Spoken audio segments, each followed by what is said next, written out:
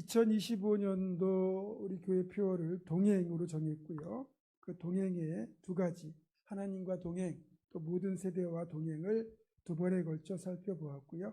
오늘은 그 마지막 시간으로 지역사회와 동행에 대하여 나누어 보려고 합니다.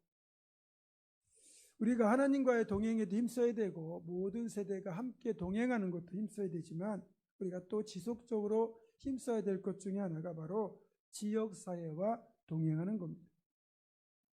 미국 플로리다주 멕시코만에 인접한 인구 5만의 항구 도시가 있는데 그 도시 이름이 바로 펜사콜라입니다.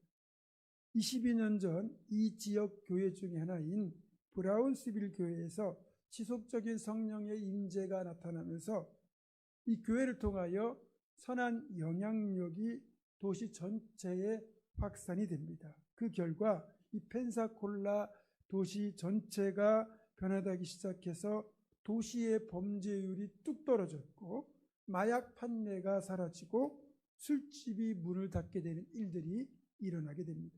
심지어는 범죄를 저질러 붙잡힌 죄수에게 도시의 경찰들이 교도소에 갈 것인지 아니면 브라운스빌 교회에 출석해서 그 교회의 성경 공부 과정을 수료할 것인지를 선택하도록 했는데 그 이유가 뭐냐?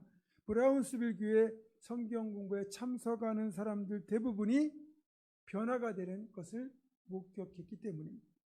이렇게 브라운스빌 교회가 지역사회에 선한 영향력을 끼치는 모습은 교회가 지역사회와 어떻게 동행할 수 있는지를 잘 보여주는 바람직한 모델이라고 할 수 있습니다. 또 세이비어 교회 이야기라는 책을 읽어보면 작년 성도수가 200명 정도 되는 우리 교회랑 비슷하죠. 그 교회 하나가 미국 사회 전체에 어떻게 영향력을 끼치는 교회가 될 수 있는가를 잘 보여주고 있습니다. 오늘 본문에 나오는 안디옥 교회 역시 이미 2000년 전에 브라운스빌 교회처럼 안디옥이라고 하는 항구 도시를 변화시키는 놀라운 역사를 일으킨 교회라는 특징이 있습니다. 당시 안디옥에 사는 불신자들의 눈에는 안디옥 교회 성도들의 삶이 이해가 되지 않았습니다. 자기들의 욕심이나 쾌락을 추구하는 대신에 선하고 구별된 삶을 사는 것을 보면서 그리스도를 믿는 사람들이라는 의미로 이들을 따로 구분하여 안디옥 교회 성도들을 따로 구분하여 그리스도인이라고 불렀기 때문입니다. 결국 이들이 그리스도인이라고 불리게 된 것은 그 어떤 말보다 영광스러운 칭호였던 거죠. 안디옥 교회는 세상 속에서 그리스도를 드러내고 선한 영향력을 끼쳤던 교회, 한마디로 지역사회와 동행하는 교회였던 겁니다. 그 이후에 안디옥 교회는 선한 영향력의 지경을 넓혔습니다. 27절 이하를 보시면 유대 땅에 흉년이 들어 예루살렘 교회 성도들을 포함하여 유대 땅에 사는 성도들의 삶이 어렵게 되었다는 소식을 듣고는 힘껏 안디옥 교회 성도들이 구제 헌금을 해서 그걸 예루살렘 교회에 전달한 겁니다. 이뿐이 아닙니다. 안디옥 교회는 더 나아가 최초로 선교사를 파송하기까지 합니다. 안디옥 교회가 지역사회와 동행하면서 그 동행의 지경을 넓혀 예루살렘 교회와 성도들을 도왔던 것, 그리고 선교사를 파송하는 이 사역은 교회의 사역이 지역사회와 동행하는 것을 넘어 어떻게 더 선하게 확장될 수 있는지를 잘 보여줍니다. 그리고 여러분, 대전, 저 아래쪽에 있는 대전하면 가장 먼저 떠오르는 것이 뭡니까? 이제는 대전 그러면 성심당부터 떠올립니다. 제가 중고등학교 다닐 때는 미팅을 하면서 성심당 팥비순을 먹는 게 우리 중고등학생들의 소망이자 낭만이었습니다. 이 대전이란 도시는 역사적으로 보면 그리 오래된 도시가 아니에요. 이 백제의 수도였던 오랜 전통의 도시 공주가 이제 그 철도가 지난다는 이야기를 듣고 공주의 유지 유생들이 반대를 합니다. 그러면서 자연스럽게 공주에 세워져야 될 철도역이 대전으로 오게 되고, 그래서 대전이 이 경부선 철도가 지나는 중요한 교통의 거점이 되었고, 이후에 도청 소재지까지 대전으로 오게 되면서 대전은 교통과 행정의 중심 도시로 발전하게 됩니다.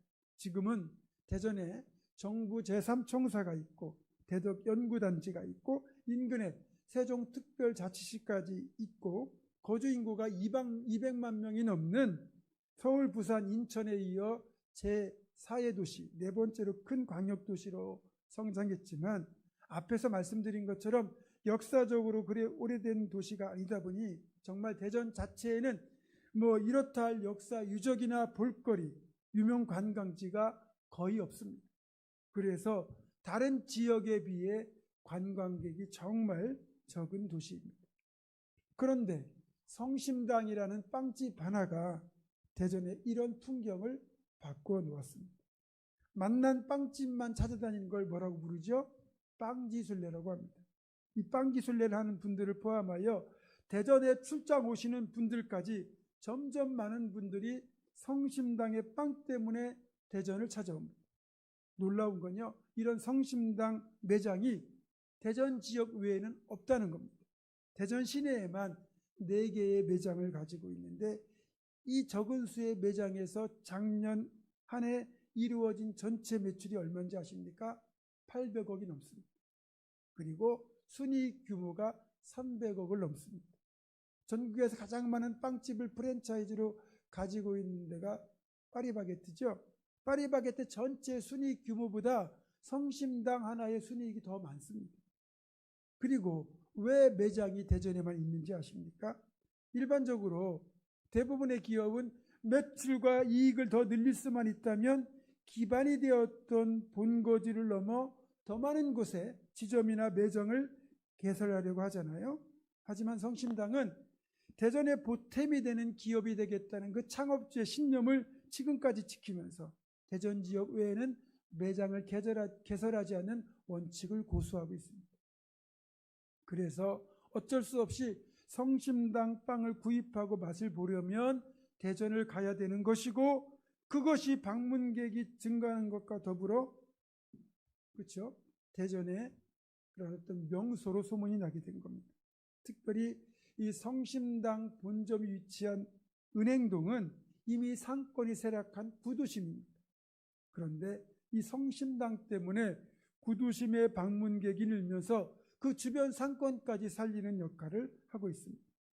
그러니까 오늘 설교와 연관하여 표현하자면 성심당은 진정으로 지역사회를 살리고 지역사회와 동행하는 기업이 된 거죠. 성심당이라는 빵집 하나가 대전 지역 경제 활성화에도 도움이 되고 대전이라는 도시를 홍보해주는 역할을 톡톡히 하고 있는 셈입니다. 이렇게 된 배경이 있다고 그래요. 이 성심당의 창업주가 지금은 작고하신 임길순, 한순덕 부부인데 이분들은 함경남도가 고향입니다. 6.25가 벌어지고 6.25 때 흥남부두 철수작전에서 가장 늦게 마지막 피난민을 태우고 그렇게 내려온 배가 메로디스호입니다. 문재인 대통령 부모님도 이 배를 타고 오셨다고 그러잖아요.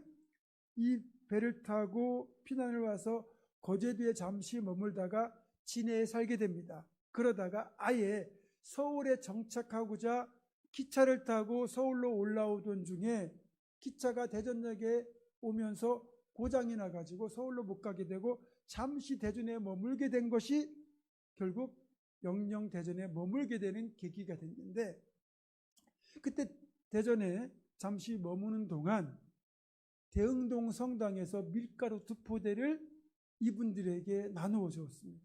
그리고 이 밀가루 2포대를 이용하여 대전역 앞에서 찐빵집을 시작한 것이 오늘날 성심당의 모체가 되었고, 그 이후 성심당은 대전의 향토 기업이 되어 지금껏 이 창업주와 그의 후계들은 자신들에게 도움을 주었던 대전에만 성심당 매장을 개점하는 원칙을 고수하고 있는 겁니다.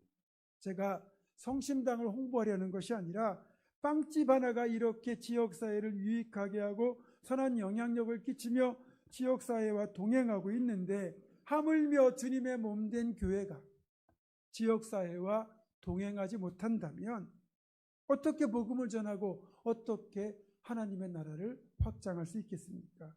어떻게 빛과 소금의 역할을 감당할 수 있겠습니까? 보세요. 사실 이 성심당이라는 선한 영향력을 끼치는 기업이 있게 된 그 출발점에는 피난민이라는 어려운 사정을 외면하지 않고 이들에게 기꺼이 밀가루 2포대를 나누어준 대흥동 성당의 동행이 먼저 있었다는 겁니다. 이런 섬김을 통해서 이 성심당 창업주 가족은 대흥동 성당에 출석하게 되었고, 지금은 이 기업이 카톨릭 재단을 통해서 놀라운 지역사회를 돕는 일에 참여하고 있습니다. 여러분, 지역사회와 동행한다는 게 이런 것 아닐까요?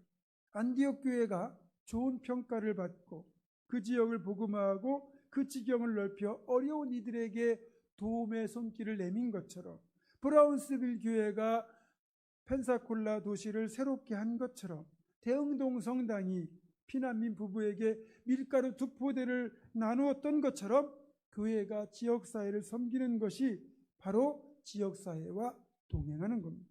물론 이렇게 하려면 조금은 번거롭고 조금은 불편하고 조금은 손해를 봐야 될 겁니다.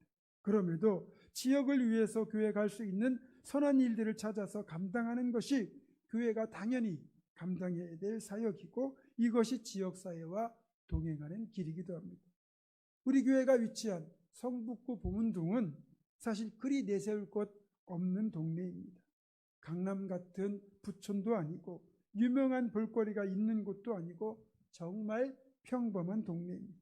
이런 평범한 동네이지만 우리 교회가 이런 동네를 평범하지 않게 만드는 특별한 교회가 되어야 됩니다. 그러려면 우리가 적극적으로 지역사회를 섬기는 동행을 해야 됩니다. 예전에는 저희가 지역사회와 동행하고자 구청이나 주민센터를 통하여 추천을 받아서 교회 주변에 거주하시는 독거 어르신들을 위한 반찬 봉사, 또 주거환경 개선을 위한 도배 봉사 등의 일들을 했었습니다. 하지만 코로나19 사태를 겪으면서 이웃들과 직접적인 접촉이 어려워졌고, 또 반찬 제공이나 도배 봉사 등의 일들이 철저히 공적인 사회복지 영역으로 넘어가면서 이런 방식의 섬김은 앞으로는 교회가 감당하기 어려울 겁니다. 따라서 지역사회를 위해서 교회가 새롭게 할 수 있는 일, 또 세상이 아닌 교회만 할 수 있는 일들을 적극적으로 찾아봐야 됩니다. 저는 지역사회를 섬기는 다양한 접근 방식 중 하나가 바자회라고 생각합니다. 여러분도 아시는 것처럼 2022년도 5월 말, 그러니까 코로나 사태가 종식되던 즈음에 처음으로 지역 주민과 함께하는 바자회를 열었던 걸 시작으로 지금까지 총 3번의 바자회를 했습니다. 올해가 4번째 바자회가 될 텐데, 우리 교회의 바자회는 지역 주민들이 기다리는 일종의 축제가 되었습니다. 바자회가 진행되는 동안 그 이틀 사이에 많은 분들이 바자회를 방문하면서 교회도 구경하고, 그러면서 우리 교회에 대하여 좋은 인상을 받게 되고, 실제로 교회 가까운 곳에서 새로 등록하신 새가족들의 경우 바자회 때 우리 교회를 방문해서 교회에 대하여 좋은 마음을 품게 되었고, 이후 교회를 출석하게 되었다고 말씀들을 하십니다. 이렇게 바자회가 선한 영향력을 끼치고 홍보를 통한 전도 효과까지 있는 것이니까 올해도 잘 준비해서 바자회를 하려고 합니다. 다만 바자회를 잘 준비하고 진행하려면 이에 필요한 섬김의 손길, 봉사의 손길들이 많이 요구됩니다. 여러분들께서 바자회를 위하여 그렇게 시간과 손길을 보태주시면 고맙겠습니다. 그리고 이번에는 이 바자회 수익금 중 일부를 지역사회를 위한 일에 쓰려고 합니다. 어떤 곳에 어떻게 사용할지에 대해서는 고민하면서 찾아보도록 할 텐데요. 좋은 생각이나 의견이 있으시면 얼마든지 말씀해 주시면 고맙겠습니다. 또한 작년과 재작년 2번에 걸쳐 우리 교회를 구청장과의 대화 장소로 제공하면서 전혀 교회에 발걸음을 할 일이 없는 분들, 그런 지역 주민들이 우리 교회를 많이 방문하셨습니다. 그러면서 교회가 참 따뜻해 보인다, 목사님이 좋은 분 같다 등등의 말씀을 하셨습니다. 이런 경우를 포함하여 앞으로 우리가 행하는 사역을 통하여 그래도 교회가 좋은 일 한다, 우리 동네에 이런 교회가 있어서 참 좋다, 이 정도까지는 되어야 하지 않겠습니까? 세상에서 교회가 비난받는 경우도 많지만 그래도 우리 동네에 있는 보문중앙교회는 그렇지 않다고 지역 주민들이 변호해 줄 수 있는 교회가 되어야 합니다. 또 주중에 2층 목양실에 있다 보면 이 앞에 사는 리슈빌에 사는 아이들, 또 인근에 사는 아이들이 자연스럽게 우리 교회 2층에 올라와서 화장실도 이용하고 정수기에서 물도 마시고 심지어는 컵라면도 먹고 갑니다. 또 자기 아이가 보이지 않으면 교회로 아이를 찾으러 오는 부모들도 종종 있습니다. 적어도 아이가 우리 교회에 있는 것 같다 싶으면 안심하고 맡길 수 있는 그런 역할을 해야 됩니다. 또 감사한 건 한들 작은 도서관을 매일 섬겨주시는 김은미 권사님께서 도서관에 상주하시면서 교회에 오는 아이들을 잘 케어해주고 계십니다. 또 한들 작은 도서관을 이용하는 아이와 부모님도 늘고 있습니다. 이렇게 자녀들이 우리 교회 시설을 이용하거나 자녀와 함께 도서관에 오시는 분들은 당연히 교회에 대하여 좋은 인상을 갖게 됩니다. 그래서 거듭 말씀드리지만 지역사회와 동행하는 교회가 되려면 적어도 여러 면에서 좋은 인상을 줄 수 있어야 됩니다. 교회 앞을 지나가시는 분들, 또 교회 주변에 사시는 분들이 볼 때 좋은 모습을 우리가 많이 보여줘야 된다는 거예요. 혹여 눈살 찌푸릴 일들을 절제해 주시기 바랍니다. 큰 소리를 떠들거나 또 친하다고 말을 함부로 하거나 그렇게 무질서한 일은 삼가 주셔야 됩니다. 제가 여러분께 감사드리는 건 교회 앞 도로에 일방통행을 지켜달라고 부탁을 했더니 모든 분들이 일방통행을 철저히 지켜주고 계신다는 겁니다. 앞으로도 잘 지켜주실 것이라 믿습니다. 문제는 주일에 주차 공간이 부족하다 보니 성도들이 주차를 마음 편하게 할 수가 없다는 것, 그것 때문에 혹시 이웃들과 얼굴을 붉히는 일이 있을까, 그것이 염려된다는 거죠. 이것도 어쨌든 좋은 해결책을 찾아보도록 노력하겠습니다.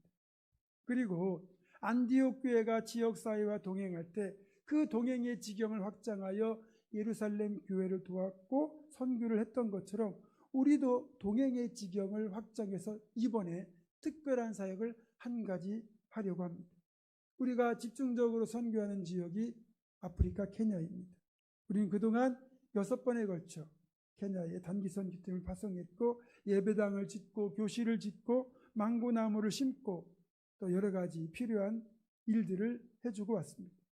작년 2월에도 21명의 선교팀이 방문해서 선교사역을 잘 감당했고요. 선교 일정 2주차 때 처음으로 케냐 중북부 지역인 삼부루 또 투르카나 카운티를 방문했고요. 이때 우리가 방문해서 사역했던 곳 중에 하나가 우아소 여고인데요.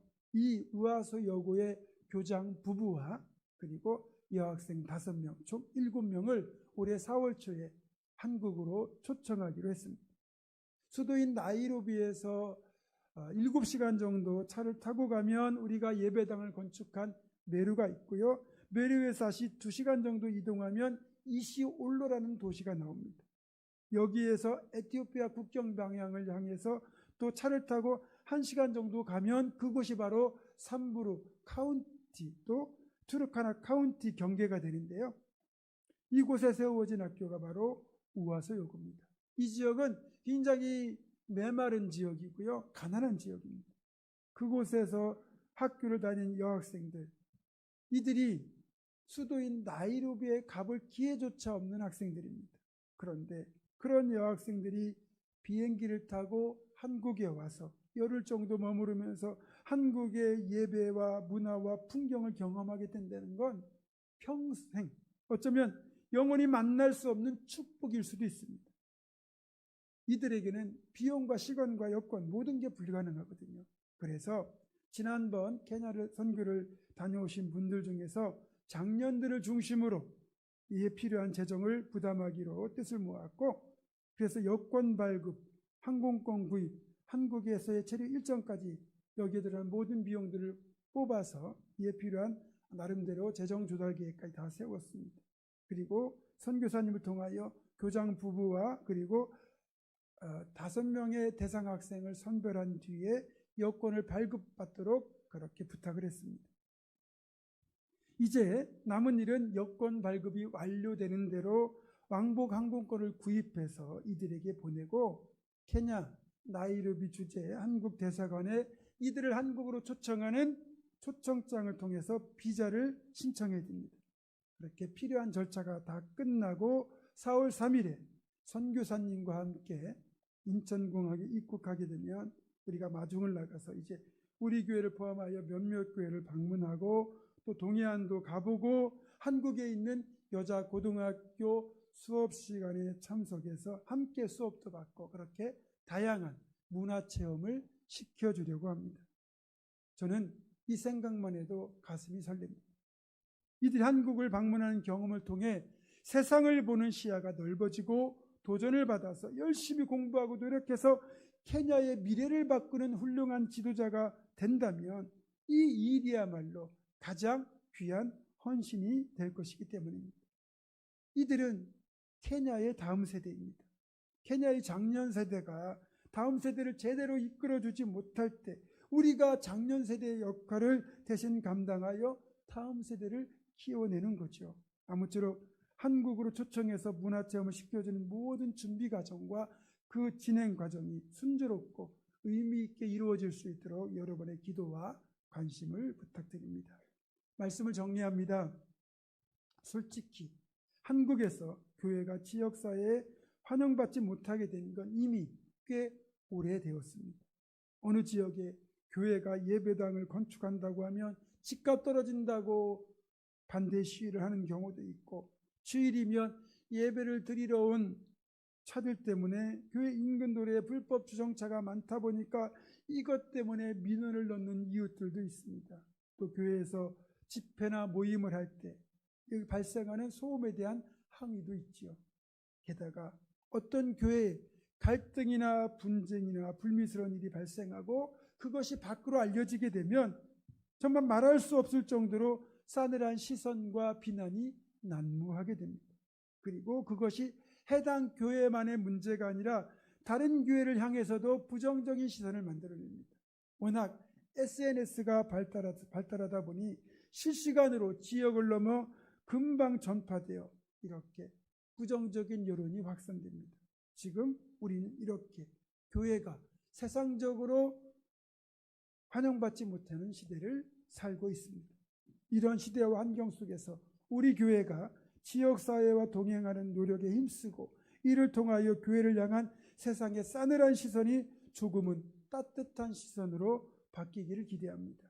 무엇보다 우리 교회가 이곳에 있음으로 인해 이 지역 주민들이 행복할 수 있다면 좋겠습니다. 안디옥 교회가 있던 지역사회 항구도시 안디옥을 복되게 바꾼 것처럼 또 브라운스빌 교회가 펜사콜라를 변화시킨 것처럼 우리 부문중앙교회가 축복의 통로가 되어 이 지역사회를 복되게 만드는 동행을 2025년도에 할 수 있기를 소망합니다. 우리가 하나님과 동행하는 것에 힘쓰고 모든 세대가 더불어 동행하고 지역사회와도 동행해서 동행의 축복이 가득가득 넘치는 2025년도 되기를 주님의 이름으로 축원합니다. 기도하겠습니다.